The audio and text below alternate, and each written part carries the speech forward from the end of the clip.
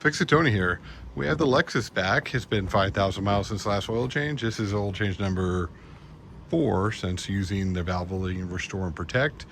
It used about a quart of oil at about 3,000 miles. It's about 5,500 miles, went a little bit over the oil change, and it's about a quart down again. So 2 quarts in 5,000 miles, less than it was doing before. Before it was doing about a quart every 1,000 miles. So it's improving, it's getting better. So I can live with 2 quarts every 5,000 miles.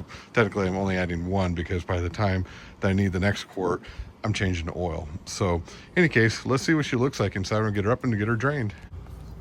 Ready? I'm gonna drain her oil out here. Try not to make a big mess.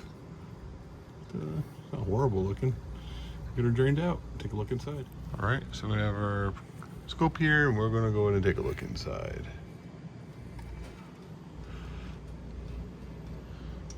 There we are. No foamy stuff like last time, but she does look pretty spotless in there. Like, I don't really see anything concerning. It looks really, really clean. You can't even tell this engine has 215,000 miles on it. A little steamy, but that's normal.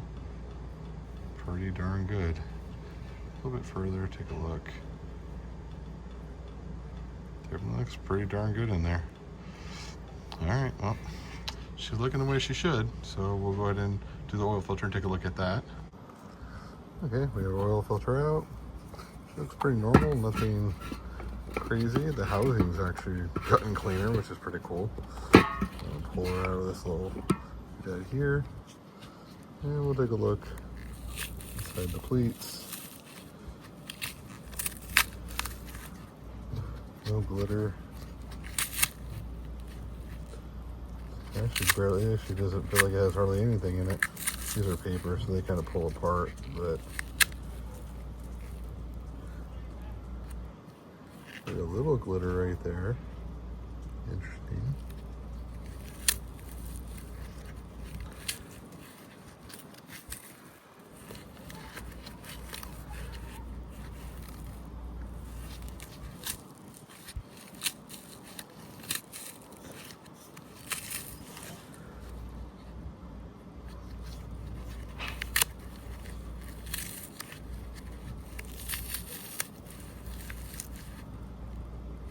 Really nothing.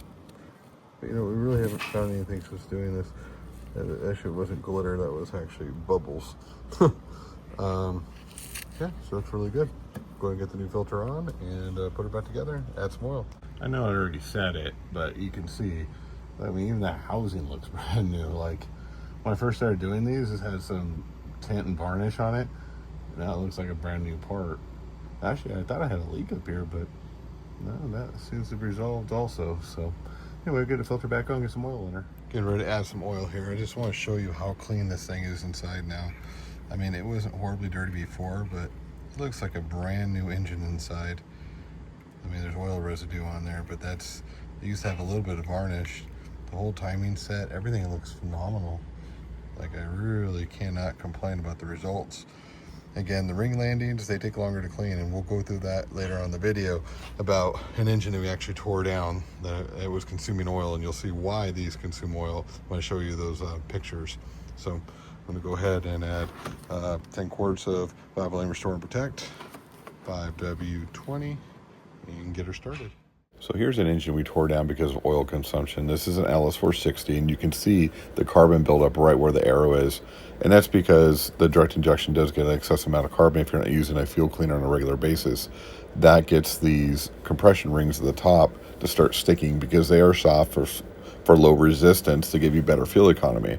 And the downside of that is going to be you're going to have oil consumption when these get stuck. So you'll see the 2 rings and then the oil ring right below that, and then you see that line, and that's where, unfortunately, they're having oil go by. Here you can see the black anti-friction coating on the side, and you can see the wear marks on it on a couple of the pistons. And that's what ends up happening is you get abnormal wear now in these pistons because they have a little bit of movement to them. And this is why this engine needed to be rebuilt, unfortunately, is it did start to get a little bit of clatter in the motor, and that was because it was actually damaging the inside of the cylinder walls. So this necessitated a full rebuild. All right, she's all topped off. It's been a while since you've seen this car. Well, I've been driving more, but I've been spreading the miles between a couple of cars, so it took a little longer to get the miles I needed. Also, pardon the mess, I actually did a full renovation of my RV to the interior. There will be a video coming up for that too.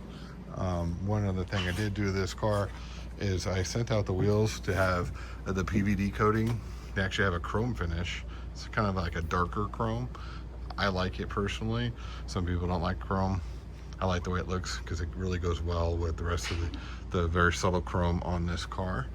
If you want to know where to get these wheels, actually they're very expensive with exchange, $800 and then $400, sorry, I think like $600 core charge, which is refundable once they get your wheels plus the shipping them back and forth. So all out about $1,200 after I got my core back.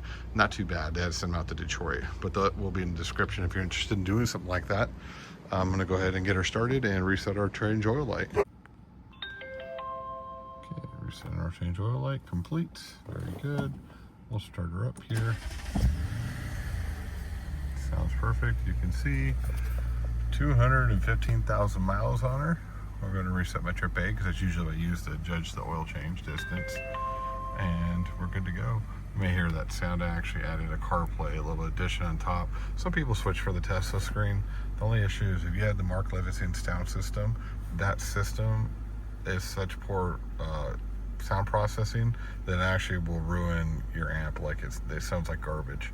So much better to stick with the stock if you have the upgraded sound system and just add one of these. Works out a lot better.